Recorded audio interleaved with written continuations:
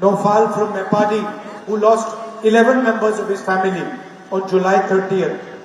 Few days back, he opened a cafe called July 30th to honor his wife's dream of opening a cafe. കുടുംബാംഗങ്ങളായ 11 പേരെ നഷ്ടപ്പെട്ട നൌഫൽ എന്ന് പറയുന്ന ആള് ആ ദിവസത്തിന്റെ ഓർമ്മയ്ക്ക് ജൂലൈ 30ന്റെ ഓർമ്മയ്ക്ക് ജൂലൈ 30 എന്ന് പറയുന്ന ഒരു കഫേ അവിടെ ആരംഭിച്ചു. പ്രത്യേകിച്ചും തന്റെ ഭാര്യയുടെ ജീവിത പങ്കാളിയുടെ ഓർമ്മയ്ക്കായി. And next time I'm in the vicinity, I will go to his cafe to give him my support.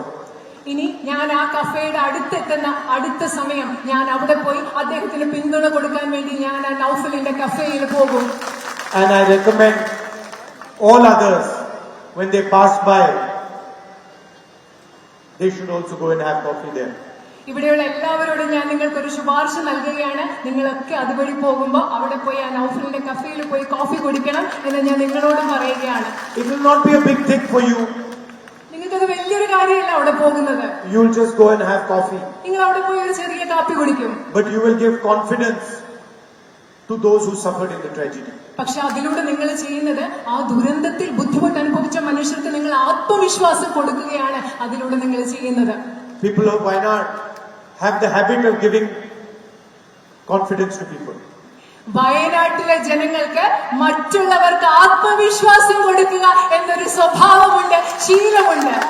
I was in Parliament when my sister came for the first time.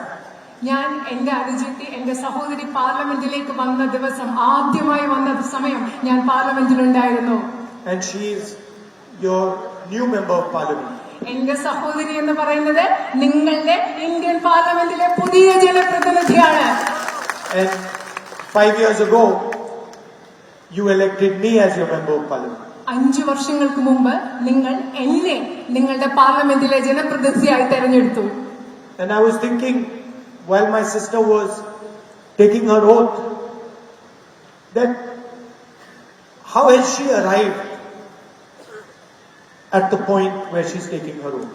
എന്റെ സഹോദരി സത്യപ്രതിജ്ഞ ചെയ്തപ്പോൾ ഞാൻ ആലോചിക്കുകയായിരുന്നു, ഇന്ന് സത്യപ്രതിജ്ഞ ചെയ്യുന്ന ആ തലത്തിലേക്ക് എങ്ങനെയാണ് എന്റെ സഹോദരി എത്തിച്ചേർന്നത്. 5 years ago, I also stood and took my oath. 5 വർഷങ്ങൾക്ക് മുമ്പ് ഞാനും അവിടെ നിന്ന് എന്റെ സത്യപ്രതിജ്ഞ ചെയ്തു. Of course, it was an older parliament building, a nicer parliament building. പക്ഷേ അന്നത്തേതെന്ന് പറയുന്നത് പഴയ പാർലമെന്റ് കെട്ടിടമായിരുന്നു, കുറച്ചുകൂടി നല്ല parliament കെട്ടിടമായിരുന്നു അന്നത്തേത്. But we both took our oath and said the same thing. പക്ഷെ ഞങ്ങൾ രണ്ടുപേരും ഞങ്ങളുടെ സത്യപ്രതിജ്ഞ ചെയ്തു. ഒരേ കാര്യമാണ് ഞങ്ങൾ രണ്ടുപേരും സത്യപ്രതിജ്ഞ ചെയ്തപ്പോൾ പറഞ്ഞത്.